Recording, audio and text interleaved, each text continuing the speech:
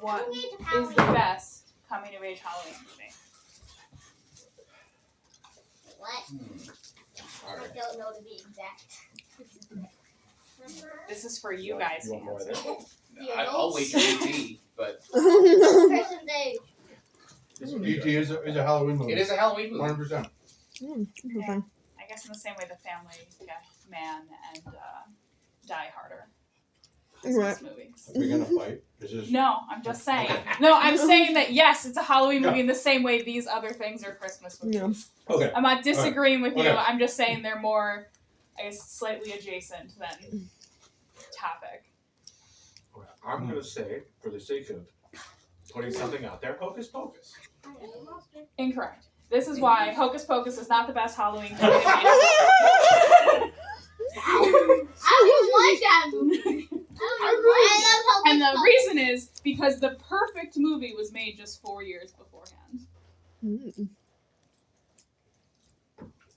Teen Witch. Yay! Not where I thought we were going. So, Teen Witch in 1989 is a coming-of-age fantasy movie where Louise Miller gets her witch powers on her 16th birthday. What? Was she able to drive a car? I mean, that also comes on your 16th birthday, but you don't immediately know how to drive a car. She immediately got her witch powers, which she discovered because on her way home, after getting hit by a car by her crush, she tries to get a phone and ends up in, like, another witch's house. So, but it has some of your favorite elements of Hocus Pocus, such as ancient spellbooks. So this is Louise Miller, and this is the witch that she, like, randomly met by just, like, going up to her house and being like, I need to use the phone, and then, like any good witch does, this witch swindles her out of money to tell her future. And then everyone knows the Hocus Pocus one. And then it also includes a pesky younger sibling that bullies the main character. So we have Danny from Hocus Pocus, and then this is Luis's younger brother, who also does things like hide in the closet. Oh, well, he was under the bed. She was in the closet while, you know, our main character is swooning over their crushes, and then comes out and very much makes fun of the main character as they are in their, like, moment. Also, while obnoxious, Luis's younger brother does not do something that Danny does through this movie, which is wild to me, that through this entire movie of Hocus Pocus, that the main character, who is 15 or 16, the internet is not decided on whether Max Dannison is 15 or 16, but this movie decides it is wild that this 15, 16-year-old is a virgin. And he is mercilessly bullied for it in the entire movie.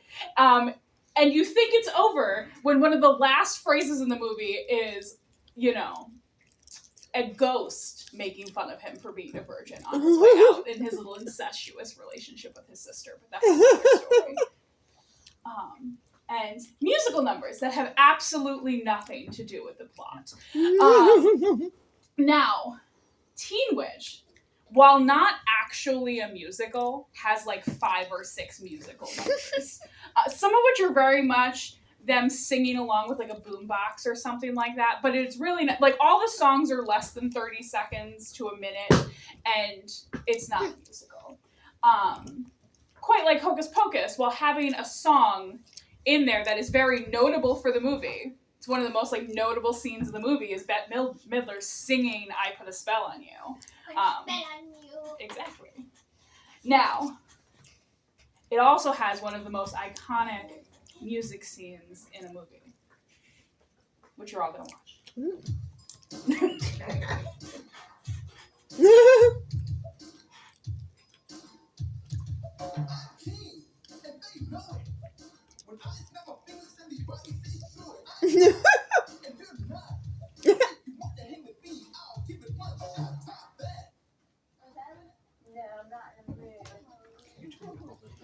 Oh my god.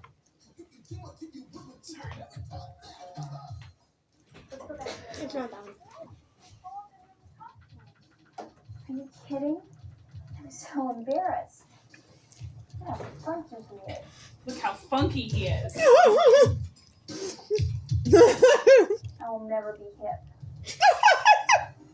Neither will he. He disagrees with you. Oh my goodness. Apparently good then.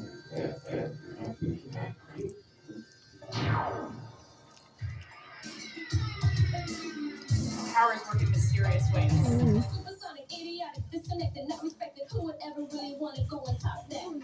Such a waste of pretty face, but hanging in your nose face. I wish that you would take a look and really stop that. Top that. Well, stop that. I don't really give a about trying to top that. Stop that. Stop that. I wish you finally take a real look and really stop that. Stop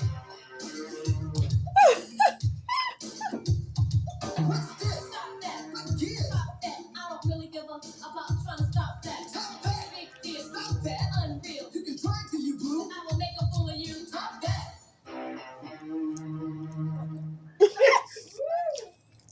Top that.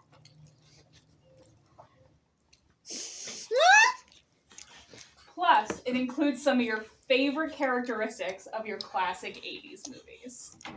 Such as high schoolers played by adults who definitely pass as high schoolers.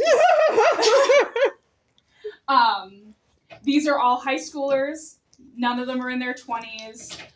Definitely built like high schoolers, 100%.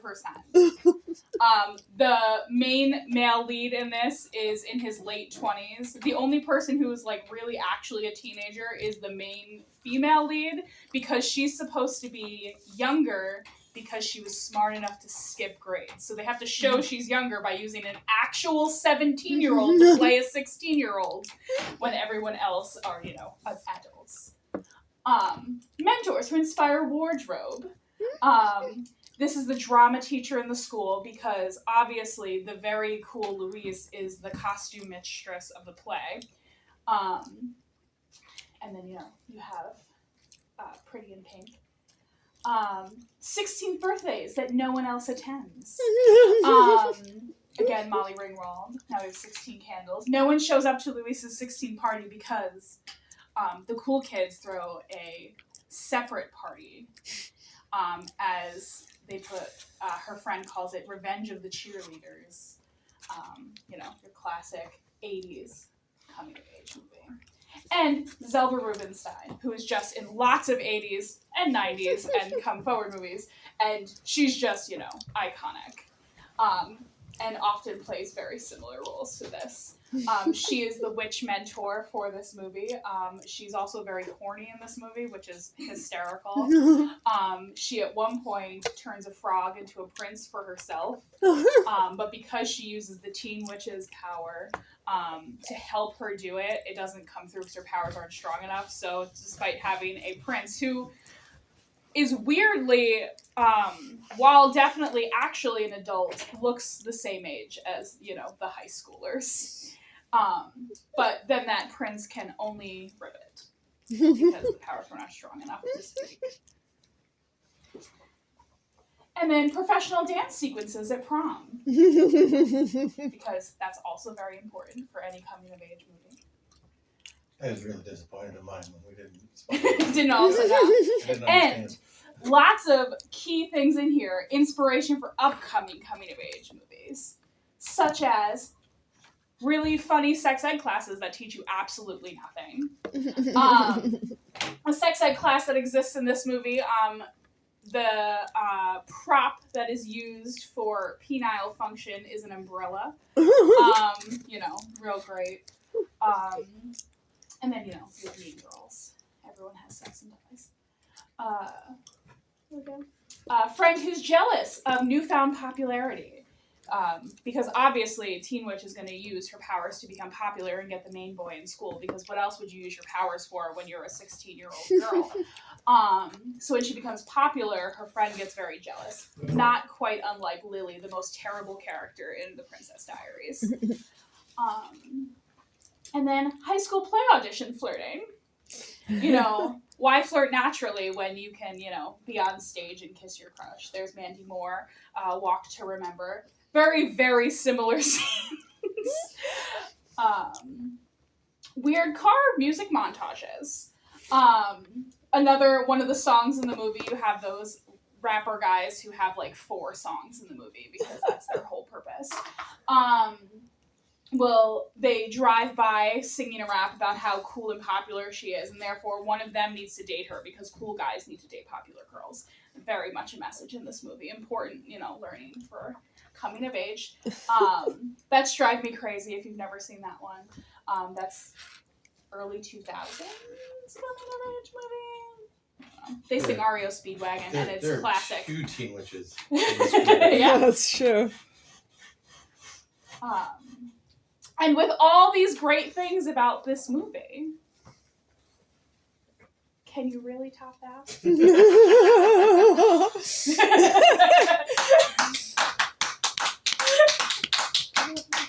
Well done. Question time. Does anyone have any questions? How have I not heard of this movie? Yeah. Oh my god, it's Oh. amazing. I made Adam watch a bunch of it today. Is this PG-13? Probably by 80s standards, I'm gonna say yes, it was It is PG-13. literally PG-13. Yeah, I was gonna say. But I'm trying to think, like today, I don't know that they would call it PG-13, but by 80s standards, 100%. How was it received? It did very poorly in the movies and quickly became a cult classic when it hit Nice. VHS and stuff. It also, in the late 90s, early 2000s, hit the Halloween movie marathons, and I think had a resurgence. I have quite not directly related to what might be a better film, but how do I wash off the secondhand cringe from that dance You scene? can't. It's gonna be forever now. There's also one sung by all the teenage girls who are cheerleaders called I Like Boys, which is also a different kind of cringe, but very cringe as well. Does the creep she disintegrates ever come back? No. Okay. I haven't seen the end of the movie. When you disintegrate, all your atoms just disintegrate. I wasn't want to sure if it's implied that something else happens to him, or if he gets a comical little bit later, he's just gone forever. They never show what happens to him, and I think that's the better reason. I mean, That's fair. So she murdered someone.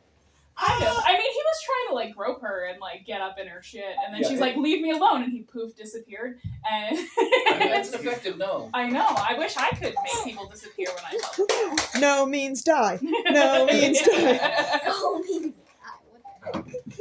Did you have a question? I wasn't sure for him. So. That is not. Thank you. Yay.